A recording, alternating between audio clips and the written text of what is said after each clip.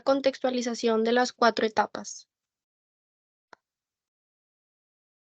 Cinemática y movimiento en una dimensión. Es aquel cuerpo que cuando se describe una trayectoria en línea recta, a este movimiento también se le conoce como movimiento rectilíneo. La posición y distancia y desplazamiento es algo muy importante en la dimensión.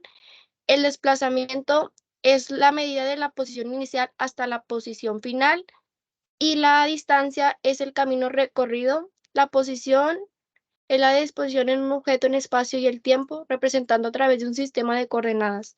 Las ecuaciones del movimiento rectilíneo es la ecuación de posición y la ecuación de velocidad. X1 posición inicial, XF posición final, B1 velocidad inicial, BF velocidad final, A aceleración, intervalo que transcurre en el cambio de posición. Análisis gráfico del movimiento en una dimensión. Una gráfica proporciona información acerca del comportamiento de las diferentes magnitudes físicas que intervienen en el movimiento de un cuerpo al transcurrir el tiempo, y con otra información es posible interpretar si ese movimiento es uniforme o acelerado. La gráfica de aceleración versus tiempo es el cambio de velocidad en intervalos establecidos como el área debajo de la gráfica. La gráfica de velocidad versus tiempo, la velocidad del cuerpo en diferentes tiempos. La gráfica de posición versus tiempos es la posición del cuerpo en diferentes momentos. Análisis gráfico del movimiento en una dimensión desde el punto de vista de las leyes de Newton. Número 1. La ley de Newton. Todo cuerpo permanecerá en estado de reposo o de movimiento rectilíneo uniforme a menos que una fuerza externa actúe sobre él. Segunda ley de Newton. Si un cuerpo se encuentra bajo la acción de una fuerza neta no balanceada, la aceleración es directamente proporcional a la fuerza e inversamente proporcional a la masa del cuerpo.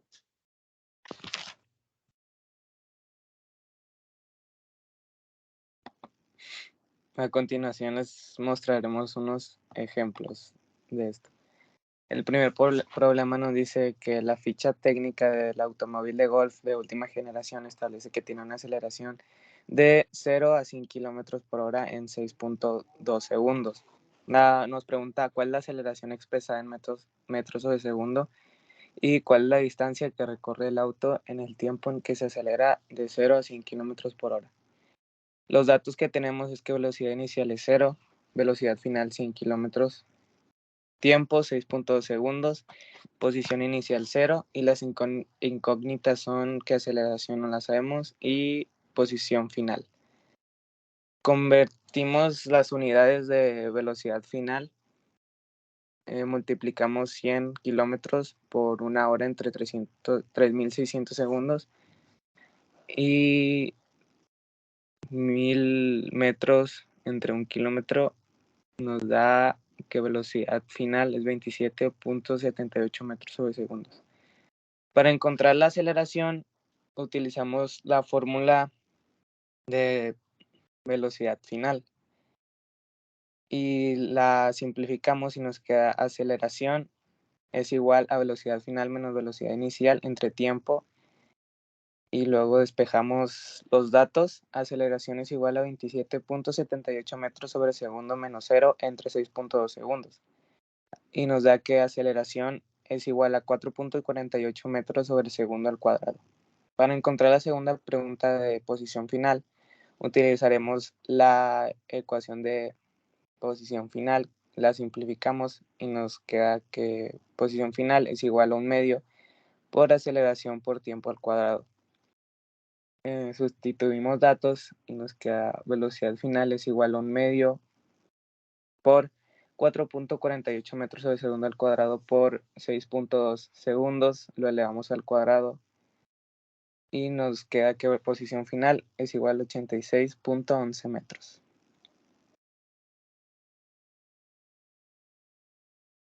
El segundo problema nos dice que un jet con un peso de 2.75 por 10 a la 6 está listo para despegar. Si los motores suministran 6.35 por 10 a la 6 de empuje neto, ¿qué distancia necesitará el avión para alcanzar su rapidez mínima de despegue de 80 metros sobre segundo?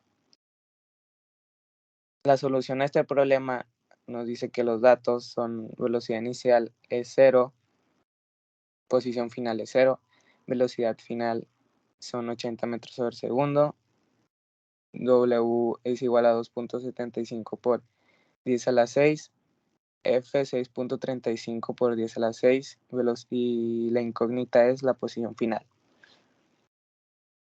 Para encontrar la masa tenemos que utilizar la fórmula de W, que es m por gravedad.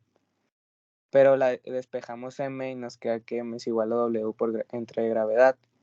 Sustituimos los datos.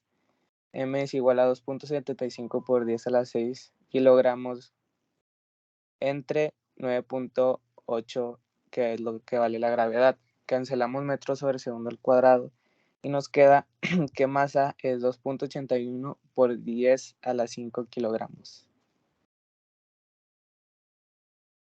Y para encontrar la fuerza, utilizamos su fórmula, masa por aceleración, pero vamos a encontrar la aceleración, entonces despejamos la ecuación y nos queda aceleración es igual a fuerza entre masa. Sustituimos los datos y nos da que aceleración es igual a 6.35 por 10 a la 6 kilogramos entre 2.81 por 10 a la 5 kilogramos, cancelamos kilogramos y nos queda que aceleración es igual a 22.6 metros sobre segundo al cuadrado. Una vez que conocemos la aceleración, podemos calcular el tiempo de despeje, que utilizaremos la ecuación de velocidad final y la despejamos la t y nos queda que tiempo es igual a posición final menos velocidad inicial entre aceleración. Sustituimos datos y nos da que t es igual a 80 metros sobre segundo menos 0 entre 22.6 metros sobre segundo al cuadrado. Nos da como resultado que el tiempo vale 3.54 segundos. Ya con el tiempo y la aceleración obtenemos la distancia mínima de despeje aplicando las ecuaciones de la cinemática. Posición final es igual a 1 medio por aceleración por tiempo al cuadrado. Después sustituimos los datos y nos dice que posición final es igual a 1 medio por 22.6 metros sobre segundo al cuadrado por 3.58 segundos al cuadrado. Nos da como resultado que posición final es 141.61 metros.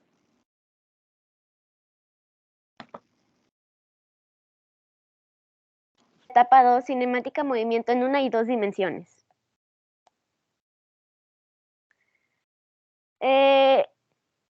Movimiento en 1 y 2 direcciones es aquel que podemos representar en un área determinada por los ejes coordenados.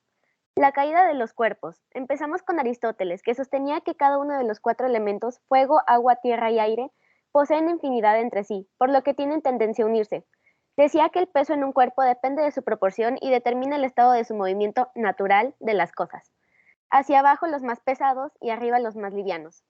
Seguimos con Demócrito, que creía que el movimiento de un objeto es inversamente proporcional a la densidad del medio. Cuanto más tenue el medio, más rápido el movimiento. Terminamos con Galileo, que descubrió que sin importar su peso, todo llegaba al suelo al mismo tiempo. Su procedimiento usado se le conoce ahora como el método científico: observar, formular hipótesis, experimentar y concluir. Seguimos con la aceleración gravitacional, que se midió y registró ligeras variaciones, ya que la Tierra no es perfectamente esférica. Su valor promedio es 9.81 metros por segundo al cuadrado. Si tiene una dirección que apunta hacia el centro de la Tierra. La caída libre es el movimiento que se describe un cuerpo cuando se mueve libremente la influencia de la gravedad. El tiro vertical es el movimiento que describe un cuerpo cuando se lanza verticalmente hacia arriba, hacia abajo para moverse junto a la gravedad. Terminamos con el movimiento en 2 dimensiones. Cuando estamos hablando del movimiento en 2 dimensiones, vamos a apoyarnos en otras aportaciones que hizo Galileo Galilei, como el conocido principio de independencia de movimientos. Un caso particular de este movimiento en 2 dimensiones, y que abordaremos primero en su simplicidad, es el tiro horizontal, que se refiere cuando se lanza horizontalmente un objeto desde una determinada altura con una velocidad inicial. Al resultar el movimiento de un proyectil, el caso más general corresponde a tiro parabólico, en el cual se lanza un objeto hacia arriba a un cierto ángulo de inclinación y a determinada velocidad.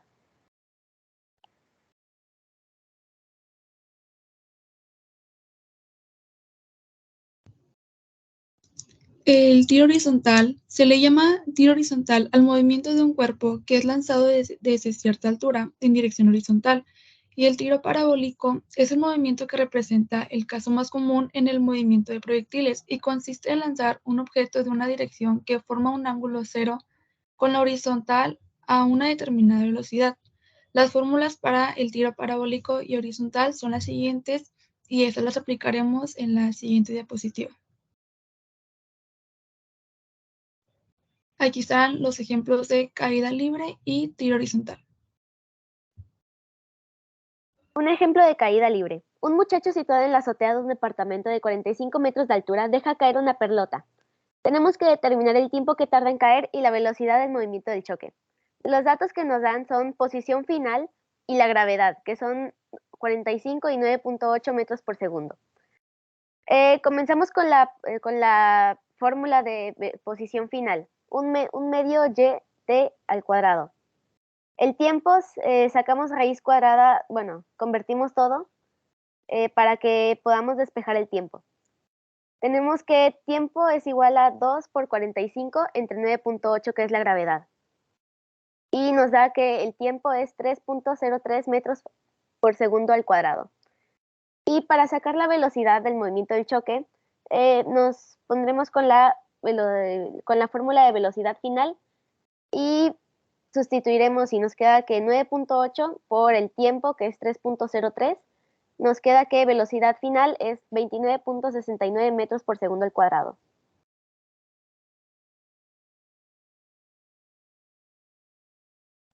Y el siguiente ejemplo es el tiro horizontal. Un jugador golpea una pelota de golf con su bastón y le da una velocidad de 45 kilómetros por hora con un ángulo de 60 grados respecto al eje horizontal.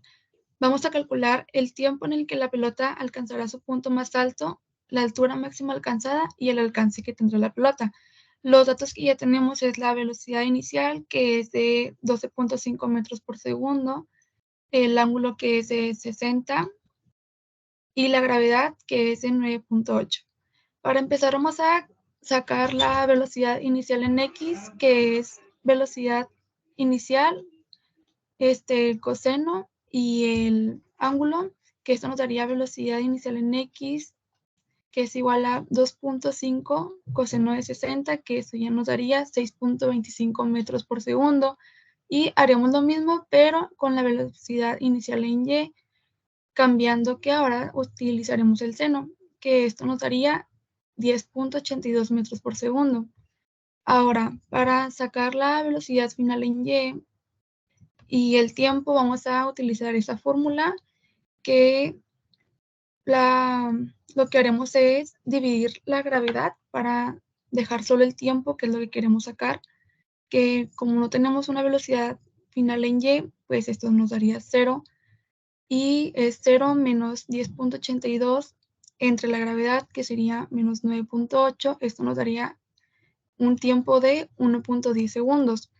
Ahora, para sacar la posición final en Y, utilizaremos esta fórmula y lo que haremos va a ser sustituir los siguientes valores y esto nos daría 5.97 metros. Ya para terminar el problema, vamos a sacar la posición final y aquí está la fórmula y ya igualmente vamos a sustituir los valores, que esto nos daría 13.75 metros.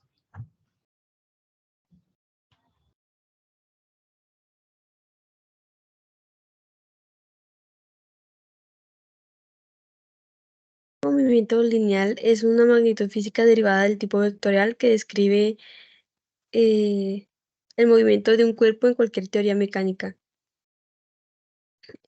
Cuando algo gira, cuando tiene un movimiento de rotación en torno a un eje o a un punto de referencia, es decir, el movimiento angular, con respecto a un punto de que se caracteriza el movimiento de algo que rota en torno a ese mismo punto.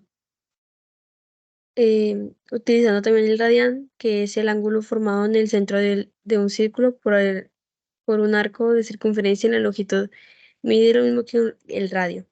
Se utiliza esta ecuación para poder sacar el radián, que es igual a ángulo es igual a los arcos de circunferencia sobre radio. Otra forma de transformar de grados a radianes es grados sobre 180 es igual a radianes sobre pi. Velocidad lineal y angular. La velocidad angular es una medida de rotación, de velocidad de rotación que se define como el ángulo girado por una unidad de tiempo y se designa mediante la letra Y. La velocidad lineal se define como aquella que siempre es tangencial a la trayectoria seguida por la partícula, sin importar qué forma tenga esta. O sea que Y es igual a arco de circunferencia sobre tiempo. Relación entre la velocidad. Regresar tantito, por favor. Velocidad entre la velocidad angular y velocidad tangencial. La velocidad tangencial está dada por la ecuación que ya conocemos.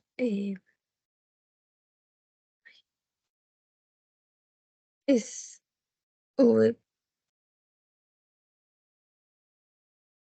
¿Le puede regresar por fin?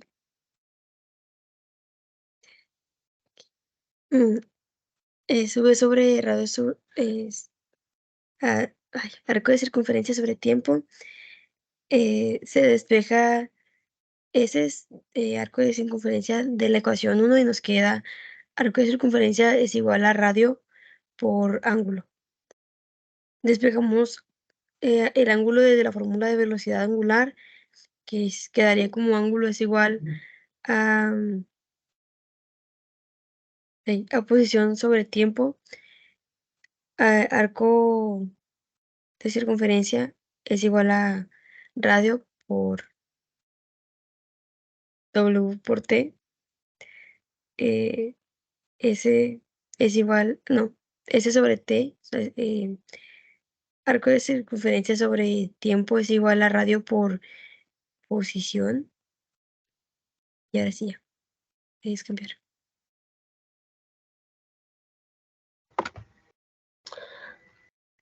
Frecuencia y periodo. La frecuencia se le llama al número de ciclos por unidad de tiempo que efectúa un cuerpo en movimiento vibratorio, ondulatorio o movimiento circular. La frecuencia es representada con la letra F y la podemos calcular con la siguiente expresión, que es frecuencia da igual al número de revoluciones sobre tiempo. Aquí un ejemplo que sería la rueda de una bicicleta gira 230 vueltas en 1.5 minutos. ¿Cuál es la frecuencia de la rueda? Y aquí serían los datos 230 y revoluciones y 1.5 minutos, que luego sería F da igual 230 revoluciones sobre 1.5 minutos, lo que daría igual a 1.53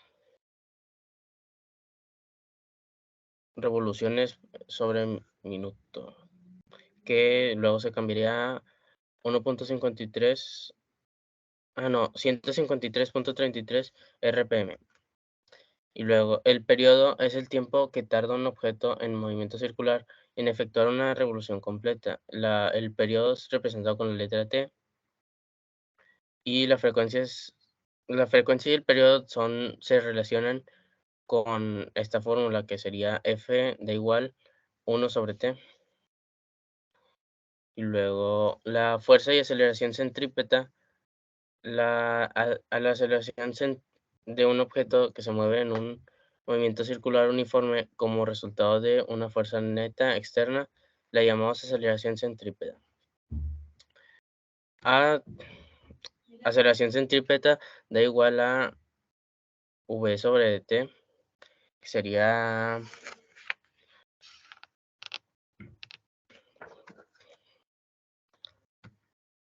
A sobre T, que sería periodo, ya. Y luego, una fuerza centrípeta es una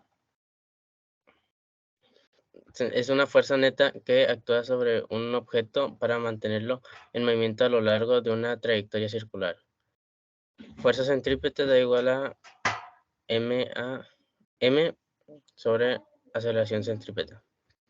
Un ejemplo es, si se tiene un CD que gira en 500 RPM y que su diámetro es de 12 centímetros, encuentra la aceleración centrípeta y la aceleración tangencial.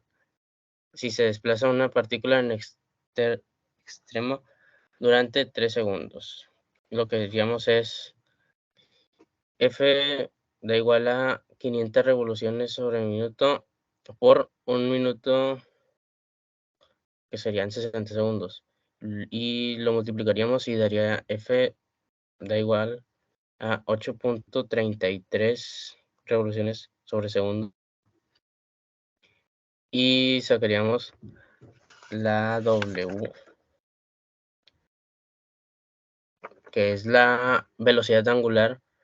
Y es velocidad angular da igual a 2 sobre por pi. Y es velocidad angular da igual a 6.28 por 8.33 revoluciones sobre segundo, que daría 52.36. Y aceleración centrípeta da igual a R por velocidad angular al cuadrado. Y aceleración centrípeta da igual 0.06 metros por 52.36 radianes sobre segundos al cuadrado. Y daría la aceleración centrípeta 164.49 metros sobre segundos al cuadrado. La dinámica rotacional, movimiento de torsión, esto se produce cuando una fuerza se aplica para producir un giro en algún objeto. El movimiento de torsión se calcula multiplicando la fuerza aplicada por el brazo de potencia, que es T da igual F por R, o T da igual F por R por seno del ángulo. Ejemplo sería un ciclista aplica con su pie una fuerza de 84 newtons sobre el pedal de la bicicleta. Si el brazo del pedal mide 17 centímetros, determina el momento de torsión que el ciclista le imprime al pedal. Y lo que queríamos es nada más sustituir los valores, que sería T da igual a 84 newtons por 0.17 metros, lo cual daría es la torsión daría 14.24 newtons por metros. ¿Le puedes cambiar, Yara? Profe. Primer tema es el diagrama del cuerpo libre, el cual es una representación en un sistema de coordenadas de todas las fuerzas que actúan sobre un cuerpo en situaciones específicas. Para llevar a cabo este diagrama, se tiene que seguir un procedimiento de elaboración de 5 pasos, los cuales son: el primero es identificar todas las fuerzas que actúan sobre el cuerpo y determinar si el movimiento es sobre el plano horizontal, es decir, sobre la eje X, o si es sobre el plano vertical, que vendría siendo la eje Y. El segundo paso es dibujar el diagrama de cuerpo libre con las fuerzas identificadas en el paso anterior. Tercer paso, si existe algún tipo de fuerzas en los cuadrantes, se descomponen en sus componentes rectangulares, que son F, X, Y FY. El cuarto paso es, una vez elaborado el diagrama de cuerpo libre, se tiene que establecer unas sumatorias de fuerzas en cada uno de los ejes. El quinto paso y último sería que la fuerza resultante de un conjunto de fuerzas aplicadas a un objeto la podemos encontrar mediante las fórmulas utilizando la segunda ley de Newton. Ambas formas se refieren a la misma fuerza resultante, por lo cual estas expresiones se pueden igualar utilizando el método de los componentes, el cual sería Fr es igual a la raíz cuadrada de Fx al cuadrado más Fy al cuadrado. La que sigue, por favor. Dos ejemplos de el diagrama de cuerpo libre sería un carro subiendo una carretera inclinada y una persona tirándose de un resbaladero. El siguiente tema es la fuerza de fricción. La fuerza de fricción se debe a una resistencia natural constante al deslizamiento entre materiales en contacto o dentro de un medio debido al razonamiento entre los materiales. La fuerza de fricción, que se representa con la letra F, se opone al movimiento de deslizamiento entre las superficies en contacto y sigue una dirección paralela a ellas, es decir, igual. La fuerza de fricción es proporcional a la fuerza de compresión y, como vimos, esta compresión es numéricamente igual a la fuerza normal para que la expresión anterior sea de utilidad y sea práctica. Para identificar ese tipo de fuerza hay dos factores que intervienen en ella, las cuales son el coeficiente de fricción estática y el coeficiente de fricción cinética. El coeficiente de fricción estática consiste en que si un objeto se le aplica una fuerza y éste no se mueve, se debe a la fuerza de fricción estática, la cual se opone al movimiento del cuerpo, es decir, va en lado contrario. Y el otro coeficiente, que es el de fricción cinética, es cuando la fuerza aplicada a un objeto es superior a la fuerza de fricción estática máxima. El objeto se mueve, pero la fuerza de fricción no desaparece, sino que ahora actúa la fricción en un movimiento. Entonces la fricción que se opone al movimiento, llamada fricción cinética, quedaría como la fórmula Fk. La fuerza de fricción cinética es proporcional a la comprensión, la cual es igual en magnitud a la fuerza normal ejercida por el plano sobre el objeto que se desliza sobre él. Dos ejemplos de fuerza de fricción serían al momento de una persona empujar un carro, está haciendo una fuerza de fricción. Y otro ejemplo sería una persona patinando. El siguiente tema es estática. La estática es la parte de la dinámica que se encarga de analizar el equilibrio de los cuerpos. Se debe cumplir la primera condición de equilibrio traslacional, el cual es un cuerpo se encuentra en estado de equilibrio traslacional si solo la suma vectorial de las fuerzas que actúan sobre él es igual a cero. Cuando un cuerpo está en equilibrio, la resultante de todas las fuerzas que actúan sobre él es igual a cero, es decir, que esté totalmente quieto. Esto se cumple si la fórmula queda como Fr es igual a la raíz cuadrada de Fx al cuadrado más Fy al cuadrado es igual a cero. Dos ejemplos de estática sería un cuadro pegado en la pared y una persona quieta. Otros ejemplos de fuerzas serían fuerzas coplanares. Son sistemas de fuerzas que se encuentran en el mismo plano. Las fuerzas no coplanares son sistemas de fuerzas que actúan en diferentes planos, es decir, que actúan en el espacio de 3 dimensiones. Las fuerzas concurrentes se dice que dos o más fuerzas son concurrentes si sus líneas de acción se cruzan en el mismo punto. Las fuerzas no concurrentes, que es lo contrario a las anteriores, son sistemas de fuerzas cuyas líneas de acción no se cruzan en el mismo punto. Y por último, las fuerzas resultantes es sobre si un objeto actúan dos o más fuerzas, se produce una fuerza resultante. Y como conclusión, la física es una disciplina fundamental que busca comprender el mundo natural a través de leyes, teorías y principios matemáticos. Su estudio nos permite entender desde la mecánica de partículas subatómicas hasta la estructura del universo. En conclusión, la física es crucial para avanzar en la comprensión de nuestro entorno y el funcionamiento del universo en su totalidad. Gracias por ver.